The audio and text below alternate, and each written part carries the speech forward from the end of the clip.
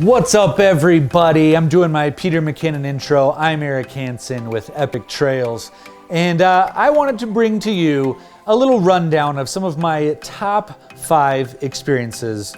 I've been going through a list of things, of some of my top experiences I've ever gotten to have, whether it's beautiful campsites, top trails, best backpacking trails I've ever done. Today, I want to be breaking down to you and sharing with you something special to me. These are my top 5 cultural experiences of all time. Now, I've gotten to do a lot of travel all over the world, and I consider myself lucky for so many reasons for being able to say that. But one of the things that I love the most about travel is getting to see people, getting to experience the people, the culture, the food of a place. Before we get into the video, I'd like to ask a quick favor to just like this video and subscribe to our channel. Turn on those notifications so that you get that beautiful ding when we post a new video. Okay, let's get into it. The top 5 experiences I've had with culture and people all over the world. Coming in at number 5 is my experience with the Bedouin people of Jordan.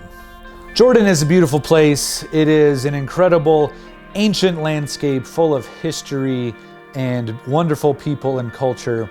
And the Bedouins are one of the most unique aspects of the Jordanian culture. Most of the landscape of Jordan is a desert, a very harsh desert. And that means that living in this desert landscape requires a unique approach to life. And the Jordanian people, the Bedouin people of Jordan, are really famous for their hospitality, for their kindness, for sharing a cup of tea, for sharing some shade, for sharing water, whatever you may need as a traveler. And my experience with the people of Jordan was nothing short of wonderful and heartwarming and endearing and also enlightening. Not having ever been to the Middle East before, I ended up having just about the most wonderful time there. It lived up to the expectations. This place was amazing. And so we're gonna get out and explore a little more. Super excited to get out and see what else this country has to offer. But the people of Jordan thought that it would be fun. Maybe not the whole people of Jordan, but one person in Jordan thought that I needed a little bit of an upgrade on my look. They didn't quite have the right look, and that in order to be a Bedouin, they needed to do a little upgrade on me. Salam. Salam. I hear you're the man to come to for the true Bedouin look. Yeah. All right, let's do it. Painted me with the Bedouin version of mascara. Just try to open your eyes, not your mouth. And gave me the traditional makeup eye look, which actually in Bedouin culture serves a real purpose, as it helps keep, apparently from what I learned, helps keep the sand out of your eyes, helps keeps the glare of the sun from just being so intense on your eyes. And so they, like Pirates of the Caribbean style, line their eyes with a black mascara. The makeup artist did nothing wrong. He did a fantastic job. I just think it didn't quite sit right with my complexion. You know, the ginger hair and everything, it just looked off. Okay, moving on from that uncomfortable experience for everybody, we're gonna be talking about number 4 on, what am I doing? Number 4 on the list is getting to interact with the Sami people. And that looked like, from a specific standpoint, getting to wrangle some reindeer. The Sami people are the indigenous people of Sweden, Norway, Finland, Lapland, to be more specific, the northern stretch of Scandinavia. The Sami people have a long history of managing and interacting with and growing, cultivating, and shepherding reindeer. So I am really excited about this. It's gonna be cool. I think I'm gonna get a chance to jump in the pen with Periodic, and yeah, it's gonna be interesting. And every year, or I believe it's twice a year, the reindeer are brought back in from the wild after spending months doing their own thing. You have hundreds of reindeer that just trot in circles instinctively. They just run and run and run. And it is wild, it is full of energy, it is full of mud and blood, and it is kind of a little bit gruesome, but it's beautiful too as well. And when I was there, I got to get to be introduced to a man named Pererik, who was one of the Sami people there.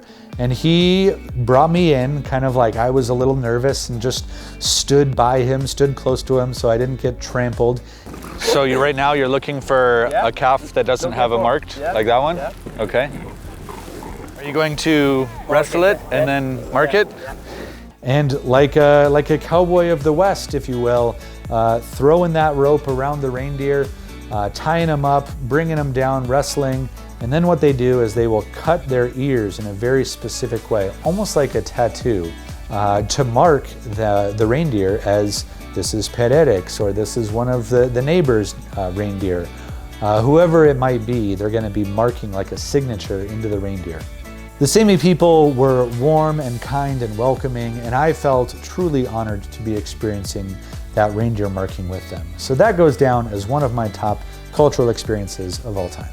Coming in at number 3 is something that's a little bit inspired by my backyard here. It's not from my backyard, but I live in the Southwest in a place where the indigenous people of North America, the Native American populations, have a long history of inscribing on the rocks stories or tales of their hunts, or even just indicators of where to go for water, where to go for passage through the canyons. And I got to have an incredible experience witnessing this, not in my backyard, but in the outback. Number 3 on my list is getting to interact with the Aboriginal people of Australia. Now, the Aboriginal people of Australia, the original inhabitants of Australia, have been on that continent for estimated 80,000 years. This is all pure guesswork, except for the fact that there is physical evidence that remains in the form of delicately painted artwork on the caves and rock walls of Australia. Now, I got to meet up with a local Aboriginal man outside of Kakadu in the region of the Northern Territories. He took me on this hike to a sacred site that was literally where 15,000 years ago, his ancestors were painting on the cave walls and cave ceilings, just the most remarkably detailed, beautiful paintings. So this all painting that's making like old days, the people like they live in this farmland. So, and just put it in the wall. So this is all freshwater animals like we eat. I got to witness just layers upon layers of 10,000 years old, 8,000 years old, 5,000 years old, these paintings of their history. And getting to interact with them, getting to see the current method of painting, what people are currently doing with Aboriginal artwork in Australia.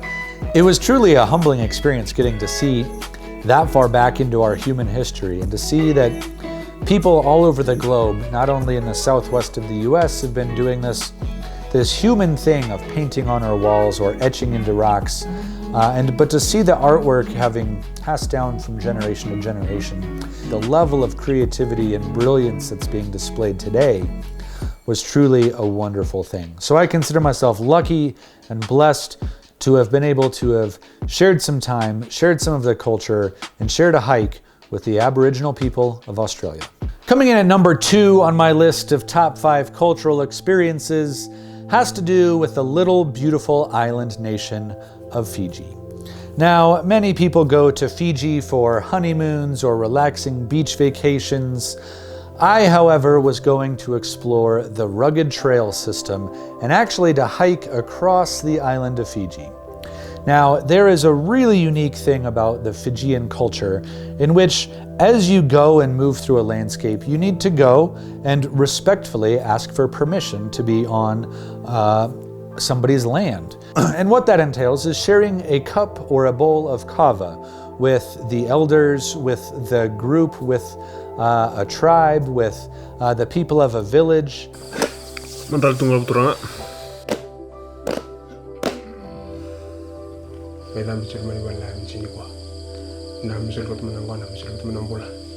And kava, if you're not familiar with what this is, as you drink kava, there is a stimulant to it, and there is something like drinking like a glass or 2 of wine or drinking 3 or 4 cups of coffee. It does provide some bodily stimulation. Now, just hiking across Fiji was a wonderful experience. I got to interact with villages all along the way.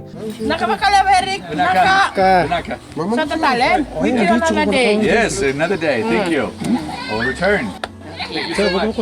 But I found it so fascinating and so endearing and warm and charming that every couple of miles on the trail, I would be greeted by an elder or a chief or just a community of people, be invited into their homes, be invited into their community. And in order to continue on, I had to go through a kava ceremony or a sevu sevu ceremony. I never got tired of it. It was a very fun experience getting to share with the people of Fiji this very central thing to their way of life. And of course, the island of Fiji is spectacular and beautiful, which just made it all the more of a wonderful experience. I would be remiss if I didn't mention that one of the days I was in Fiji, I was at a market preparing for one of our treks when I just so happened to be in the right place at the right time to try my hand at romance as the Miss Fiji contestants all came parading in, hiking through the market there. Hello. Nice to see you. Hello. Miss Fiji contest is happening, and all the ladies just walked by. I was in the right place at the right time, but I didn't really have a great success rate, I don't think. Look all right? It was a swing and a miss. I didn't come away successful there, but that's okay. I had a wonderful time. I gave some smiles, and we all had a good time. So there it is, Fiji, wrapping up number 2 on my list of top 5 cultural experiences of all time. As we approach and are about to breach number 1, I do just want to take a quick second to just say how truly thankful I am to the experiences that I've gotten to have. Travel is something that is near and dear to my heart. I love getting to go and experience a place and get to learn something, get to interact with the people group that I wouldn't otherwise have access to that is only made possible by the magic of travel. I encourage people to get out there and go travel and go experience this beautiful world for themselves. But I get that it comes from a place of privilege. I get to do what I do, and I get that people might not be able to go all over the world, and I hope this video can provide some glimpses of what is out there, some of the beautiful aspects of our shared connection across the globe here. So coming in at number 1 is my general experience in Papua New Guinea. I had the opportunity to go to Papua New Guinea to hike the Kokoda Track, which is one of the notoriously most difficult trails or trekking routes anywhere in the world. This trek is kicking my butt. All the rain and the mud and just how steep this mountain is. I'm feeling it. Now, what makes Papua New Guinea so unique and special is that there is a fascinating culture that has been largely untouched by the outside and Western world. The people of Papua New Guinea did not have experience with white people until the 1940s, which is kind of crazy to me, that on the inner parts of the island, as an outsider, nobody knew that anybody was there. So what that meant is that this culture has remained intact and is largely the way it was in the 40s before white people came in and doing their thing. Papua New Guinea is known as one of the most culturally rich, vibrant, and colorful places of anywhere on Earth. Now, it is deeply connected to the landscape, the people, the jungle, the birds of Papua New Guinea. The people there are so colorful. They're painted in all of the colors of the forest, using the feathers of the birds of paradise that are found there that would even make David Attenborough jealous.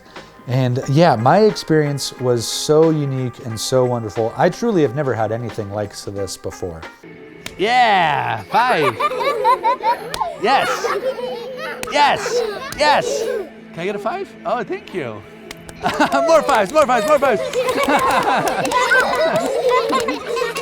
But as a part of the Epic Trails team, we got to go into this village where this village was trying to provide a tourism experience for people to come in and share their village, spend a night in their village. But the unique thing about this was that we were literally the first guests this village had ever hosted. So when I came into this village, it was entirely new for both of us. They presented me, they greeted me with a welcoming dance, a welcoming ceremony, and I got to just be a part of this village's way of life for the next 2 days. I also happened to become a part of a marriage ceremony or a courtship ceremony. I may have a girlfriend or possibly even a wife who's waiting for me in Papua New Guinea. Ah, all right. Okay, So this is like how people mingle and meet love, find love. Meet love, yes. Yeah. So welcome to the group. All right, the love room.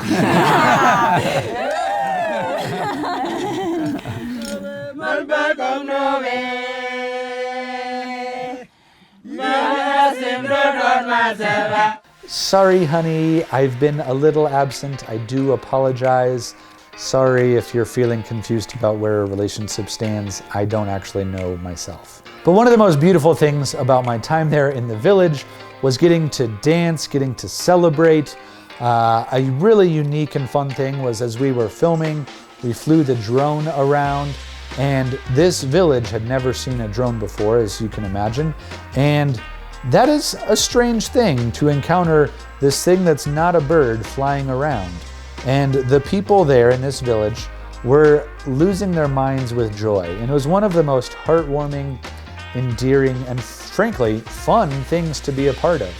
And such a fun experience, something that I will truly cherish and remember for the rest of my life. I loved my time in Papua New Guinea. I got to feel like I was a part of the village, a part of the people there. We danced, we laughed, we ate good food. We just had the time of our lives. So that's it for my top 5 list of cultural experiences across the globe, sharing time, sharing meals, sharing experiences with the great people of this world. I hope you found this informative and fun and enlightening and heartwarming. And if you did like this video, please like and subscribe here to the channel. And like this video, leave a comment below, ask some questions. We'll try our best to answer, to stay engaged with you and keep you going here on the Backpacking TV YouTube channel. I'm Eric Hansen. Thanks so much for watching. I'll see you later.